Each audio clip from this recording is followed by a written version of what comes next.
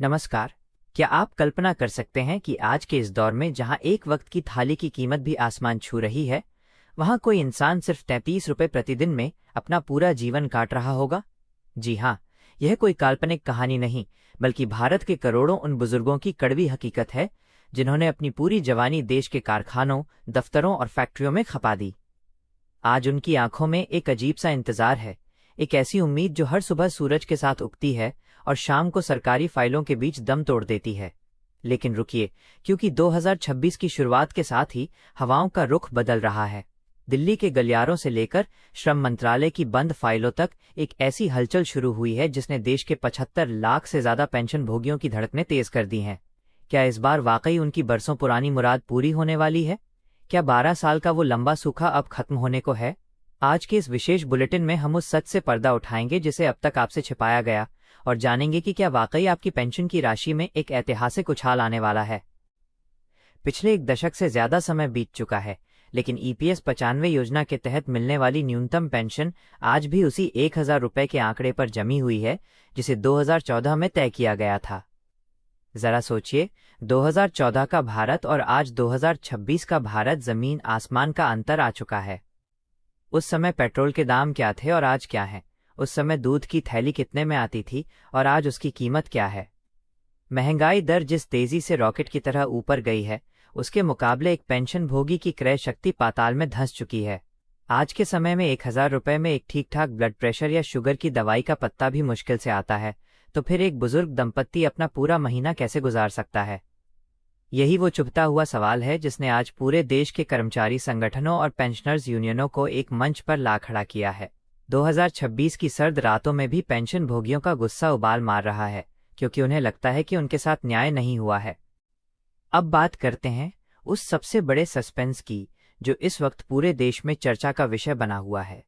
सरकार के भीतर से छनकर आ रही खबरें ये संकेत दे रही हैं कि वित्त मंत्रालय और श्रम मंत्रालय के बीच अब इस मुद्दे पर सहमति बनने की कगार पर है।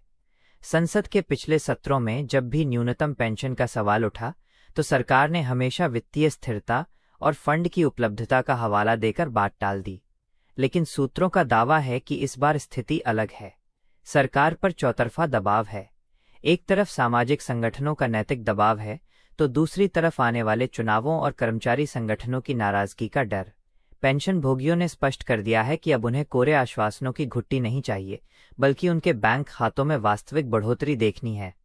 मांग 1,000 रुपये से सीधे 7,500 रुपये या कम से कम 3,000 रुपये तक बढ़ाने की है, ताकि इसे आज की महंगाई के साथ सामंजस्य बिठाया जा सके। इस पूरे घटनाक्रम में सबसे दिलचस्प मोड़ तब आया जब हाल ही में कर्मचारी भविष्य निधि संगठन यानी ईपीएफओ की एक उच्च स्तरीय बैठक में पेंशन के ढांचे को लेकर विस्तृत चर्चा की गई। विशेषज्ञों का मानना है कि ईपीएफओ के पास मौजूद सरप्लस फंड और अंशदान की नई दरों के आधार पर न्यूनतम पेंशन को दोगुना या तिगुना करना असंभव नहीं है। अगर सरकार सिर्फ अपने योगदान में मामूली वृद्धि कर दे तो करोड़ों बुजुर्गों के चेहरे पर मुस्कान आ सकती है। लेकिन यहाँ एक पेंच है। सरकार को ये भी देखना है कि अगर वो आज पेंशन बढ़ाती है तो आने वाले 20-30 सालों में इस फंड पर कितना बोझ पड़ेगा।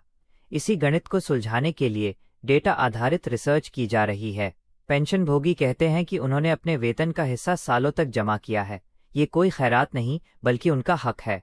उनका तर्क है कि जब सांसदों और विधायकों की पेंशन और भत्ते महंगाई के हिसाब से हर कुछ सालों में बदल सकते हैं, तो एक गरीब मजदूर की पेंशन 12 साल तक एक ही जगह क्यों स्थिर रहनी चाहिए? जैसे जैसे 2026 आगे बढ़ रहा है, सोशल मीडिया पर भी सूचनाओं का सैलाब आया हुआ है। हर दूसरे दिन एक नया नोटिफिकेशन वायरल हो जाता है जिसमें दावा किया जाता है कि पेंशन 5,000 रुपये हो गई है। लेकिन यहाँ आपको बहुत सावधान रहने की जरूरत है। ऐसी फर्जी खबरों से भ्रम फैलता है और बुजुर्गों की उम्मीदें टूटती हैं। असलियत ये है कि जब तक आधिकारिक गजट नोटिफिकेशन जारी नहीं होता, तब तक कोई भी दावा सच नहीं माना जा सकता। हालांकि इस बार का माहौल कुछ अलग है, क्योंकि पहली बार नीति आयोग और श्रम शक्ति समितियों ने इस मुद्दे पर सकारात्मक रुख दिखाया है। वे जानते हैं कि अगर देश के करोड़ों बुजुर्गों को बुनियादी सुविधाएं नहीं मिली तो ये एक बड़ा सामाजिक संकट बन सकता है। बुजुर्गों की दवाइयों का खर्च, बिजली के बिल और बुनियादी राशन की कीमतें आज 1,000 रुपये में समाहित करना नामुमकिन है, और ये बात अब नीति निर्माताओं को भी समझ आने लगी है। अगर इस साल सरकार न्यूनतम पेंशन को बढ़ाने का क्रांतिकारी फैसला लेती है तो इसका असर केवल पेंशन भोगियों की जेब पर ही नहीं बल्कि देश की अर्थव्यवस्था पर भी पड़ेगा।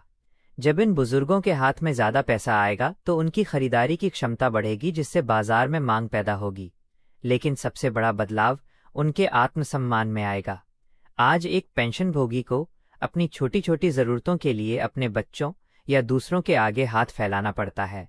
पेंशन में वृद्धि उन्हें वो आज़ादी देगी जिसकी उन्होंने रिटायरमेंट के समय कल्पना की थी। फैक्ट्री वर्कर, छोटे दुकानदार और प्राइवेट सेक्टर के वो कर्मचारी जिन्होंने दशकों तक देश की जीडीपी में योगदान दिया, आज वे टकटकी लगाए सरकार की ओर देख रहे हैं। क्या 2026 उनके जीवन का वो यादगार साल बनेगा जब उन्हें उनके पसीने की पूरी कीमत मिलेगी? ये सवाल आज हर घर में पूछा जा रहा है। अगले कुछ हफ्ते इस लिहाज से बेहद महत्वपूर्ण होने वाले हैं क्योंकि बजट और वित्तीय समीक्षा की बैठकों में पेंशन का मुद्दा टॉप एजेंडे पर रहने की उम्मीद है। कर्मचारी संगठनों ने देशव्यापी आंदोलन की चेतावनी भी दे रखी है, जिसका सीधा दबाव केंद्र सरकार पर है। क्या सरकार मध्यम मार्ग अपनाते हुए पेंशन को 3,000 रुपये या 5,000 रुपये के बीच सेट करेगी, या फिर एक बार फिर से किसी समिति के गठन का लॉलीपॉप थमा दिया जाएगा? सस्पेंस गहराता जा रहा है और करोड़ों आंखें अब सरकार के अगले कदम पर टिकी हैं। हर गुजरता दिन एक नई उम्मीद और एक नया डर लेकर आता है। लेकिन एक बात तो तय है, अब इस मुद्दे को और ज्यादा दबाया नहीं जा सकता। सच्चाई बहुत जल्द सामने आने वाली है। क्या आप भी एक ईपीएस 95 पेंशन भोगी हैं या आपके परिवार में कोई इस पेंशन पर निर्भर है? यदि हाँ, तो आप इस स्थिति को बेहतर समझ सकते हैं। क्या आपको लगता है कि इस महंगाई के दौर में 3,000 रुपये की पेंशन भी पर्याप्त होगी या मांग इससे भी अधिक होनी चाहिए? अपनी राय हमें जरूर बताएं, क्योंकि आपकी आवाज ही सरकार के कानों तक पहुंचती है। इस खबर से जुड़ी हर छोटी बड़ी अपडेट और सरकारी घोषणा की सटीक जानकारी के लिए हमारे साथ बने रहें, क्योंकि हम हर उस दस्तावेज को खंगाल रहे हैं जो आपकी पेंशन से जुड़ा है। इस विषय की गहराई में उतरते ही एक और बड़ा सवाल खड़ा होता है जो अक्सर बंद कमरों की चर्चाओं तक ही सीमित रह जाता है। आखिर ईपीएफओ का वो भारी भरकम फंड कहाँ है जो कर्मचारियों के पसीने की कमाई से दशकों तक सींचा गया? विशेषज्ञों की माने तो ईपीएफओ के पास आज की तारीख में लाखों करोड़ों का कोष जमा है, लेकिन जब बात न्यूनतम पेंशन को 1,000 रुपये से ऊपर ले जाने की आती है तो एक्चुअली घाटे और फंड की लंबी उम्र की दलीलें दी जाने लगती हैं। पेंशनर्स यूनियन का सीधा तर्क है कि यदि सरकार कॉर्पोरेट टैक्स में रियायतें दे सकती है और बड़े उद्योगों को राहत पैकेज बांट सकती है, तो उन बुजुर्गों के लिए खजाना क्यों खाली हो जाता है जिन्होंने अपनी पूरी जवानी देश के औद्योगिक ढांचे को खड़ा करने में लगा दी। 2026 में ये बहस अब केवल आर्थिक नहीं रही, बल्कि पूरी तरह से मानवीय संवेदनाओं से जुड़ गई है। हर महीने की पहली तारीख को जब एक बुजुर्ग अपने बैंक की पासबुक लेकर पहुंचता है और वहां केवल 3 शून्य वाला आंकड़ा देखता है, तो उसकी आंखों की बेबसी किसी भी सरकार के लिए एक बड़ा सवालिया निशान है। सस्पेंस इस बात को लेकर भी बना हुआ है कि क्या सरकार पेंशन वृद्धि के बदले में रिटायरमेंट की उम्र या ईपीएस अंशदान की सीमा में कोई बदलाव करने वाली है। दिल्ली के सत्ता गलियारों में ऐसी चर्चाएं हैं कि न्यूनतम पेंशन को बढ़ाने के लिए एक नया फॉर्मूला तैयार किया जा रहा है।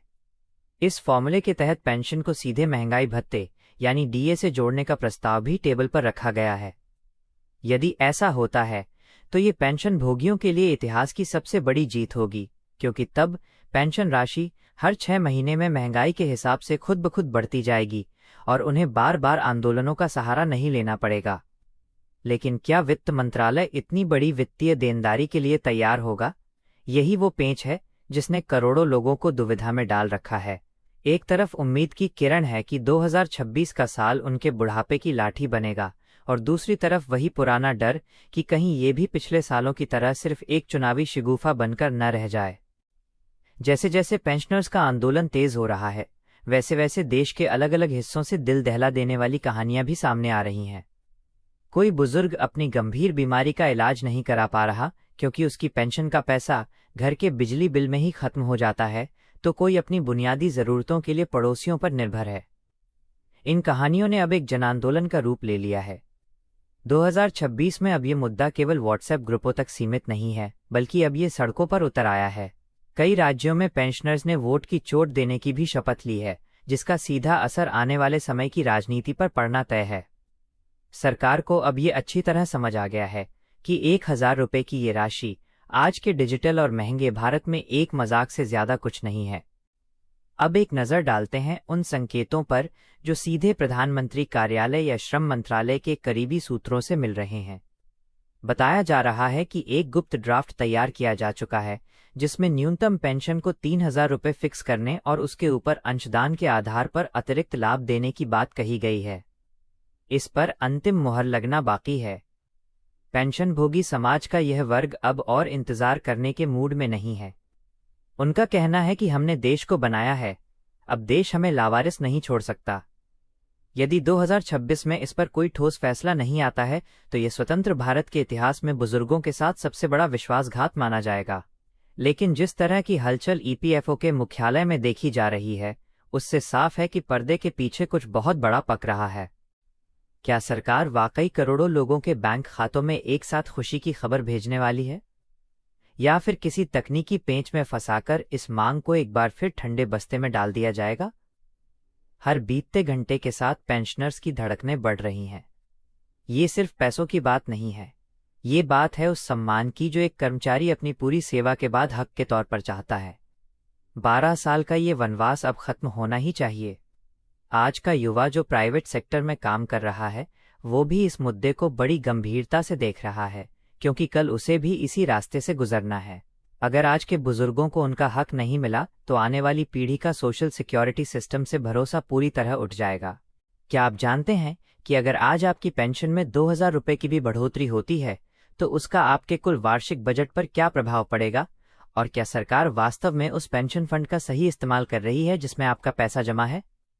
इन तमाम अनसुलझे सवालों के जवाब और सरकारी फाइलों की वो सच्चाई जिसे कोई टीवी चैनल नहीं दिखा रहा, हम आपके सामने लाते रहेंगे। इस लड़ाई में आपकी भागीदारी ही सबसे बड़ी ताकत है। क्या आप चाहते हैं कि हम इस मुद्दे पर उन अधिकारियों का इंटरव्यू लें जो इस नीति को बना रहे हैं, ताकि दूध का दूध और पानी का पानी हो सके?